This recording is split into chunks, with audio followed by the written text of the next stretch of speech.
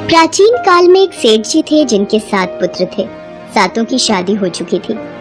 सबसे छोटे पुत्र की पत्नी सुमन बहुत ही दयालु स्वभाव की थी, परंतु उसे हमेशा इसी बात का दुख था कि उसका कोई भाई नहीं था। एक दिन सेठ जी की सबसे बड़ी बहू ने अपनी देवरानियों से कहा, घर लीपने के लिए पीली मिट्टी लानी है, तुम सब मेरे साथ चलो। सभी बहुएं टोकरी और खुरपी लेकर मिट्टी खोदने चल पड़ती हैं। सभी बहुएं मिट्टी खोद रही थी, तभी वहाँ एक सांप निकला, जिसे देख बड़ी बहू डर गई और उस सांप को खुरपी से मारने की कोशिश करने लगी। ये देखकर छोटी बहू ने उस सांप को मारने से रोक लिया। भाभी, इसे छोड़ दो, इसे मत मारो, ये हमें कुछ नहीं कहेगा। ठीक है, नहीं मार रही, पर एक जीव के लिए तुम्हारे मन में इतनी दया, जैसे तुम्हारा कोई सगा संबंधी हो। छोटी बहू की बात सुनकर बड़ी बहू ने उसे नहीं मारा और वो नाग एक ओर जाकर बैठ गया। तब छोटी बहू ने उस नाग से कहा, हम अभी लौट कर आती हैं, तुम यहाँ से कहीं मत जाना। ये कहकर छोटी बहू सबके साथ मिट्टी लेकर घर चली गई और वहाँ कामकाज में फंसकर नाग से किया वादा भूल गई। जब छोटी बहू को दूसरे दिन वो बात याद आई तो वो हाथ में दूध का कटोरा लेकर तुरंत नाग के पास पहुँची। उसने देखा वो नाग उसी स्थान पर बैठा है। वो उस नाग से बोली, नाग भैया नमस्कार। तू मुझे भैया कह चुकी है, इसलिए मैं तुझे माफ कर देता हूँ, नहीं तो झूठी बात कहने के कारण तुझे डस लेता। भैया मुझसे भूल हो गई, मैं आपसे क्षमा मांगती हूँ। अच्छा, तू आज से मेरी बहन हुई और मैं तेरा भाई, तुझे जो मांगना हो मांग ले। भैया, मेरा कोई भाई नहीं है, मुझे आपके रूप में भाई मिल गया, मुझे और कुछ नहीं चाहिए भैया। ठीक है बहन, मैं हमेशा एक भाई का फर्ज जरूर निभाऊंगा। इतना कहकर वो नाग वहाँ से चला गया। कुछ समय बीतने पर वो नाग मनुष्य का रूप लेकर सुमन के घर आया और बोला, मेरा नाम नागार्जुन है, मैं अपनी बहन सुमन को लेने आया हूँ, कृपया करके मेरी बहन को भेज दो। पर हमारी बहू का तो कोई भाई नहीं है। मैं इसका चचेरा भाई हूँ, बचपन में ही बाहर पढ़ने चला गया था, ब्याह के वक्त मैं गांव में नहीं था। अच्छा, ठीक है। सुमन बहू, तुम्हारा भाई नागार्जुन तुम्हें लेने आया है, कुछ दिन भाई के घर रह आओ। नाग छोटी बहू के कमरे में गया और उसे अपने बारे में बता दिया। छोटी बहू उसके साथ चल दी। रास्ते में नाग उससे बोला, बहन, मैं अपने असली रूप में आ रहा हूँ, तो डरना नहीं, और जहाँ चलने में कठिनाई हो वहाँ मेरी पूंछ पकड़ लेना। छोटी बहू अपने भाई नाग के कहे अनुसार उसकी पूंछ पकड़कर चलती रही और वो उसके घर पहुँच गई। वहाँ के धन ऐश्वर्य को देखकर वो चकित रह गई। माँ, पिताजी, ये मेरी बहन सुमन है, अब ये कुछ दिन हमारे साथ ही रहेगी।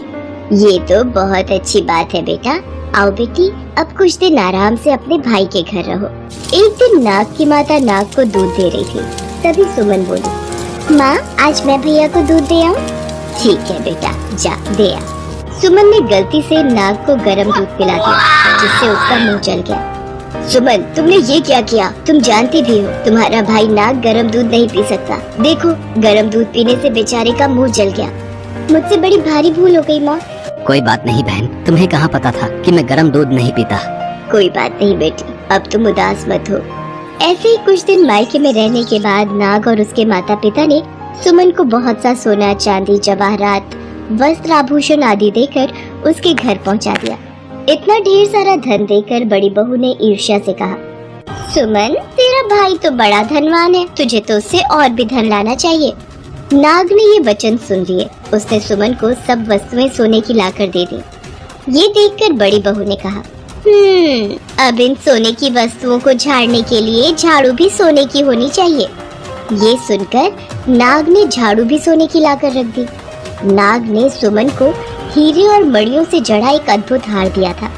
उसकी प्रशंसा उस देश की रानी ने भी सुनी और वो राजा से बोली, महाराज, हमारी दासी ने बताया है, नगर के सेठ की छोटी बहू सुमन के पास हीरे मणियों से जड़ा एक हार है, हमें वो हार चाहिए, नहीं तो हम आपसे बात नहीं करेंगे। सैनिकों, जाओ और नगर सेठ से वो हार लेकर शीघ्र उपस्थित हो।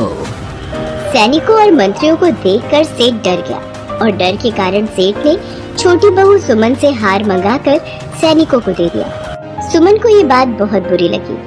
उसने अपने नाग भाई को याद किया तो नाग वहाँ प्रकट हुआ। भैया, रानी ने आपका दिया हार छीन लिया है, वो हार मुझे अति प्रिय था। घबराओ नहीं बहन, रानी तुम्हारा हार नहीं पहनेगी। जैसे ही रानी ने हार पहना वैसे ही वो गले में नाग बन गया। ये देखकर रानी चीख पड़ी और रोने लगी। उसने हार को नाग समझकर उतार फेंका। राजा ने सुमन को सेठ के साथ अपने महल में बुलाया और बोला, तूने क्या जादू किया है? मैं तुझे इस अपराध के लिए कठोर दंड दूंगा। राजन, मुझे क्षमा कीजिए। ये हार ही ऐसा है कि मेरे गले में हीरो और मणियों का रहता है और दूसरे के गले में सर्प बन जाता है। यदि तुम सच बोल रही हो तो इस हार को अभी पहन कर दिखाओ। सुमन ने जैसे ही हार पहना वैसे ही वो हीरो मणियों का हो गया। ये देखकर राजा को विश्वास हो गया और उसने प्रसन्न होकर सुमन को ढेर सारी मुद्राएं पुरस्कार में दी। छोटी बहू घर लौट आई। उसके धन को देखकर बड़ी बहू ने ईर्ष्या के कारण उसके पति से कहा, देवर जी, बुरा न मानो तो एक बात कहूँ। हाँ भाभी, बोलो क्या बात है? देवरानी जी का कोई भाई नहीं था, अचानक से भाई पैदा हो गया और उसने अपनी प्यारी बहन को इतना धन दौलत देकर विदा किया। बात कुछ हजम नहीं हुई। बड़ी बहू ने अपने देवर को अपनी देवरानी सुमन के लिए बहुत अच्छे से भड़का दिया था, पर तभी सुमन भी वहाँ आ जाती है और सारी बातें सुन लेती है। वो अपने भाई नाग को याद करके रोने लगती है। बहन को मुश्किल में फंसता देख उसी समय नाग वहाँ प्रकट होता है। उसे देखकर सब लोग डर जाते हैं। जो मेरी बहन के आचरण पर संदेह करेगा मैं उसे डस लूंगा। नहीं भैया, आप इन सब पर क्रोध ना करो। ये मेरे अपने हैं, आप इन्हें क्षमा कर दो। मैं तो बस इन्हें सच दिखाना चाहती थी और आज आपने अपनी बहन की लाज रख ली भैया। बड़ी बहू अपने व्यवहार पर बहुत शर्मिंदा हुई।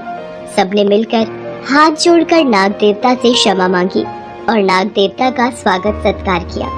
ऐसी मान्यता है कि उसी दिन से नाग पंचमी का त्योहार मनाया जाने लगा। इसी कारण स्त्रियां नाग को भाई मानकर नाग पंचमी के दिन नाग देवता की पूजा करती हैं।